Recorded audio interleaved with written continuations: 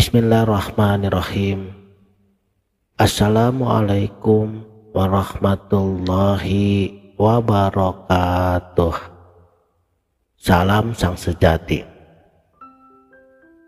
Istilah makhluk cahaya merujuk pada entitas yang merupakan perwujudan dari energi ilahi, simbol kemurnian dan pengetahuan tertinggi.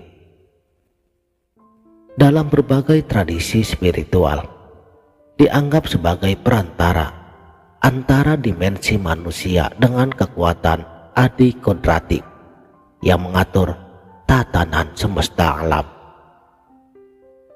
Dan cahaya dalam konteks ini bukanlah sekedar radiasi fisik, tetapi merupakan simbol dari pencerahan batin, kebenaran yang tidak terjangkau oleh indera biasa, melainkan kebijaksanaan yang menyatu dengan hakikat keberadaan itu sendiri.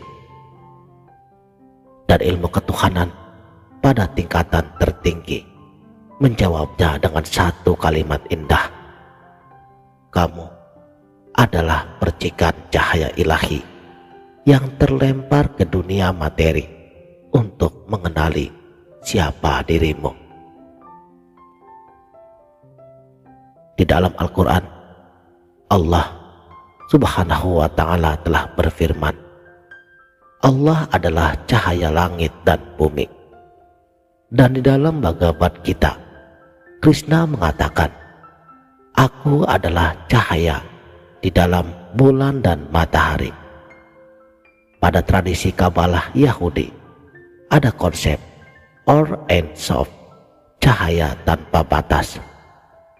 Bahkan sains modern menemukan bahwa tubuh manusia memancarkan biofoton, sebuah partikel cahaya yang berkomunikasi di tingkat seluler. Semua ini bukan sekedar kebetulan. Ini adalah petunjuk bahwa cahaya bukan sekedar metafora. Ia adalah bahasa universal yang menyatukan spiritualitas, sains, iman, dan logika. Bayangkan sebuah cahaya murni yang tidak berbentuk, tidak berwarna, tetapi memuat seluruh spektrum segala eksistensi.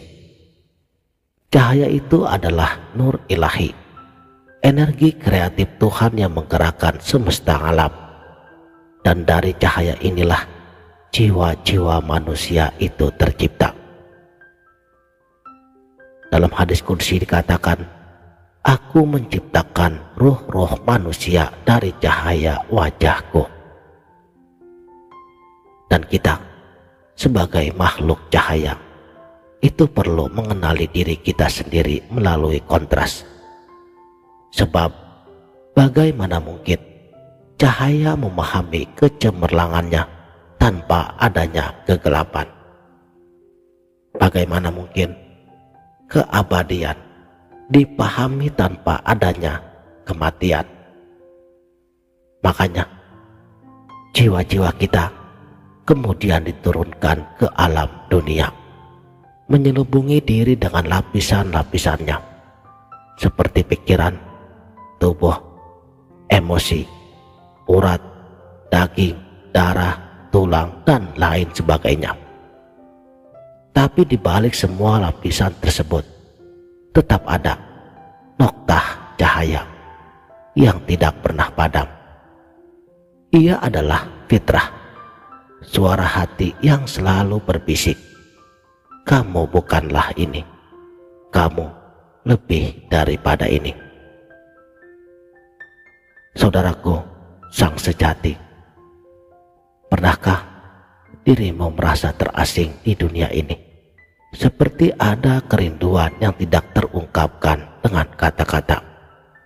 Itu semua adalah bahasa cahaya di dalam dirimu yang merindukan sang sumber asalnya. Lalu, mengapa hidup terasa begitu sulit? Mengapa ada penderitaan, kesedihan, dan ketidaktahuan? Dunia materi adalah sekolah bagi cahaya.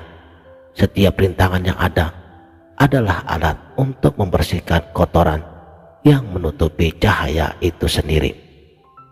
Seperti berlian yang harus digosok, maka jiwa kita itu pun harus diuji agar kecerahannya dapat kembali.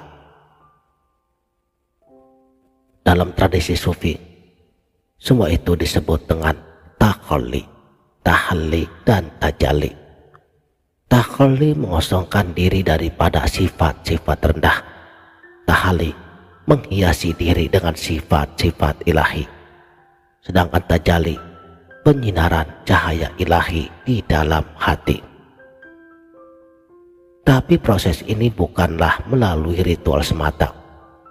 Ia terjadi ketika kita menghadapi kesulitan dengan kesadaran, apa yang bisa ku pelajari dari ini?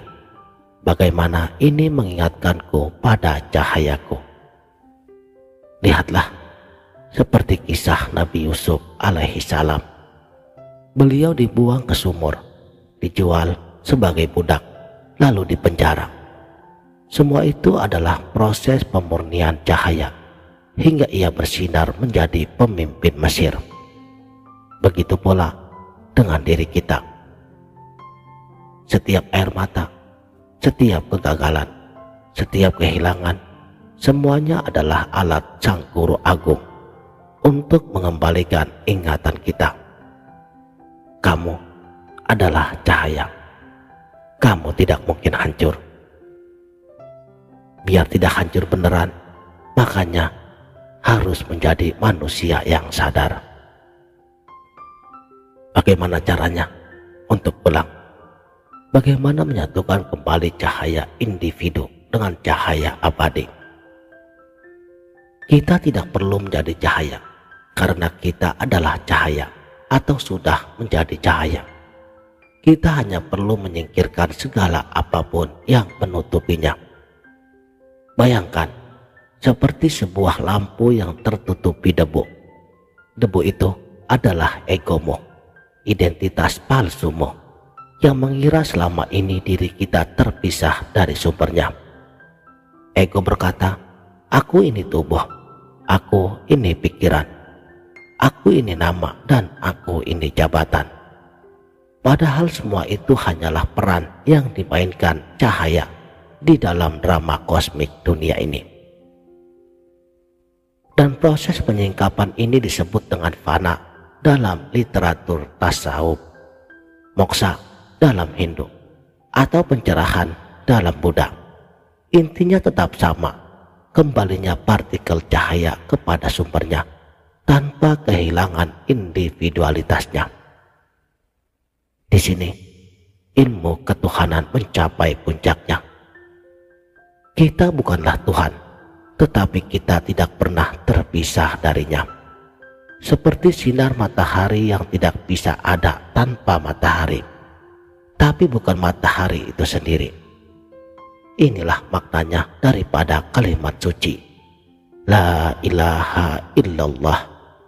Tiada yang nyata kecuali yang nyata. Pertanyaannya sekarang, apakah kamu berani membersihkan cermin hatimu hingga cahaya itu terpantul dengan sempurna? Dan jika kamu merasa video ini menggugah kesadaran jiwamu, itu adalah respon cahaya di dalam dirimu. Tidak perlu tergesa-gesa, tidak perlu berkecil hati. Proses ini adalah perjalanan seumur hidup. Mulailah dengan satu langkah, diam dan dengarkan. Kemudian tanyakan pada dirimu lewat rasamu, rasanya perasaan, bukan dengan kata-katamu. Siapa aku sebenarnya di sebalik nama, di sebalik jabatan, dan sejarah hidupku? Apa yang kucari sesungguhnya dalam segala usahaku? Bagaimana jika kerinduan terbesarku adalah pulang ke sumber cahaya? Ingatlah, setiap kali kita berbuat baik, setiap kali kita mengasihi, setiap kali kita merasa terhubung dengan alam. Itu adalah cahaya hakikat diri yang sedang bersinar. Cahaya yang memanggil cahaya. Sudahkah kamu mendengar panggilannya? Demikianlah. Mudah-mudahan video ini dapat bermanfaat dunia dan akhirat. Wabillahi taufik wal hidayah. Wassalamualaikum warahmatullahi wabarakatuh.